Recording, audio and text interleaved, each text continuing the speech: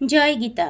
গীতা সপ্তম অধ্যায়। শ্রী ভগবান কহিলেন, হে অর্জুন, তুমি আমাগত চিত্তে ও আমাকে আশ্রয় করিয়া কিরূপ সমগ্রভাবে আমাকে জানিতে পারো তাহা বলিতেছি শোনো। আমি তোমাকে শাস্ত্রীয় জ্ঞানের বিষয়ে বলিতেছি। সেই জ্ঞান জন্মিলে আর কিছুই জানিবার থাকে না। সহস্র সহস্র মানবের মধ্যে কোনো একজন হয়তো সিদ্ধির চেষ্টা করেন, আর যাহারা এইভাবে করেন তেমন সহস্র সহস্র মানবের মধ্যে আবার কদাচিৎ কেহ বা একজন হয়তো আমার প্রকৃত স্বরূপ জানিতে পারেন। ভূমি, জল, অগ্নি, বায়ু, আকাশ, মন, বুদ্ধি ও অহংকার, এই ৮ প্রকার আমার জড় প্রবৃত্তি। এই ৮ প্রকার প্রবৃত্তির নাম অপরা নিষ্কৃষ্ট জড় প্রকৃতি। ইহা ছাড়া আমার আরও একটি প্রকৃতি আছে, তাহার নাম পরা, শ্রেষ্ঠ প্রকৃতি। হে মহাবাহ, জানিবে তাহাই এই সমস্ত জগৎকে ধারণ করিয়া রাখিয়াছে।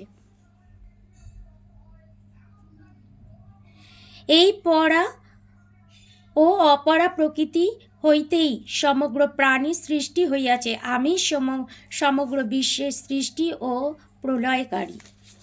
হে অর্জুন, আমা অপেক্ষা শ্রেয় আর কিছুই নাই। আমাতেই বিশ্ব ব্রহ্মাণ্ড সূত্রে গ্রথিত মণি সমূহের ন্যায় বিরাজিত আছে। হে অর্জুন, আমি জল মধ্যে রস, আমি চন্দ্র সূর্যের প্রভা, আমি সকল বেদের প্রণব, আমি আকাশের শব্দ এবং আমি মানব মধ্যে পুরুষ সংকার।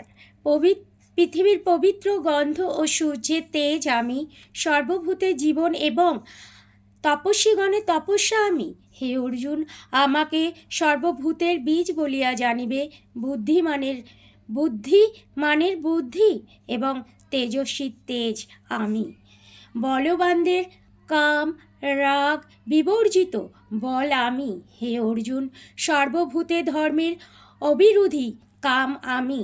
সাত্ত্বিক, রাজসিক ও তামসিক যে সব ভাব আছে সে সকল আমা হইতেই জন্মে। আমি কিন্তু সে সবে লিপ্ত নই, সেই সকলই আমাতে লিপ্ত আছে। জগৎ এই ত্রিগুণের ভার দ্বারা মোহিত হইয়া আছে। তাই এই ত্রিগুণের অতীত অক্ষয় আনন্দস্বরূপ আমাকে জগৎ জানিতে পারে না। আমার এই ত্রিগুণের দৈব মায়া অতিক্রম করা অত্যন্ত কঠিন, কিন্তু আমাকে যাহারা আশ্রয় করেন তাহারা শুধু এই মায়া হইতে উত্তীর্ণ হন।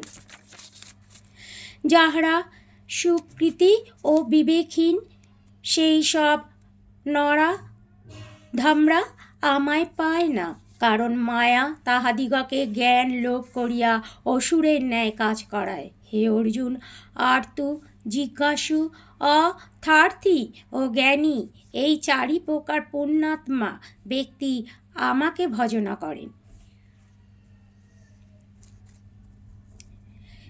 এই ৪ প্রকার পুণ্যাত্মা শ্রেষ্ঠ, তাহার মধ্যেই জ্ঞানী আমার আত্মার স্বরূপ। ইহা আমার মত, কারণ তিনি পরাগতি স্বরূপ আমাতেই আশ্রয় করিয়া থাকেন। বহু বহু জন্মের পর জ্ঞানী ব্যক্তি বুঝিয়া থাকেন যে বাসুদেবী মানে আমিই সব। এরূপ মাহাত্মা জগতে বড়ই দুর্লভ জানিবে। কামনার দ্বারা যাহাদের জ্ঞান নষ্ট হইয়াছে তাহারা নিজ নিজ প্রকৃতি অনুযায়ী অন্যান্য দেবতার উপাসনা করিয়া থাকেন। যে যে ভক্ত ভক্তিযুক্ত হইয়া যে যে দেবতার পূজা করেন, আমি সেই সেই দেবতাকেই তাহার অচল ভক্তি দিয়া থাকি। যে ভক্ত অচল শ্রদ্ধাযুক্ত হইয়া যে দেবতার পূজা করে সেই দেবতা তাহার সকল বাসনা পূর্ণ করেন। প্রকৃতপক্ষে সেই সকল দেবতা আমি। অল্প বুদ্ধি ব্যক্তিগণের দেবতার পুজো ক্ষণস্থায়ী, কারণ তাহারা দেবতার পূজা করিয়া দেবলোকে যান, আর আমার ভক্তেরা পরিণামে আমাকেই পাইয়া থাকেন।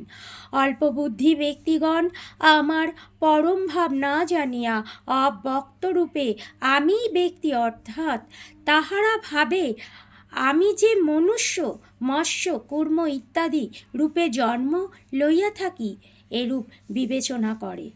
যোগ মায়ায় সমাচ্ছন্ন আমি সকলের কাছে প্রকাশিত হই না, তাই মীরগণ অব্যয় স্বরূপ আমায় বোঝে না। হে অর্জুন, অতীত বর্তমান ও ভবিষ্যৎ যাহা কিছু হইয়াছে, হইতেছে এবং হইবে, সেই সকল আমি জানি, কিন্তু আমাকে কেউই জানে না। হে মহাবীর অর্জুন, জন্মের সময় হইতে প্রাণীগণের মোহের দ্বারা ইচ্ছের ও দেশ হইতে সুখ ও দুঃখ বিরুদ্ধ ভাব জন্মিয়া থাকে। যে সব পুণ্যকর্মা মানুষের পাপ নষ্ট হইয়া গিয়াছে, তাহারাই সুখ দুঃখ হইতে মুক্তি হইয়া একাগ্র মনে আমাকে ভজনা করেন। যাহারা আমাকে চিত্ত সমাহিত করিয়া জরা ও মরণাদি হইতে মুক্তি পাইতে চান বা চেষ্টা করেন, তাহারা পরম ব্রহ্মকে জানেন এবং সর্বকর্মও জানেন। আমি অধিভূত, অধিদৈব এবং অধিযোগ্য স্বরূপ, এই রূপে যাহারা আমাকে জানেন, তাহারা প্রণয়কালেও আমাকে জানিয়া থাকেন, তাই আমাকে পরম বস্তু বলিয়া জানিতে পারেন। গীতার 7ম অধ্যায়। জয় গীতা। হরে কৃষ্ণ। রাধে রাধে।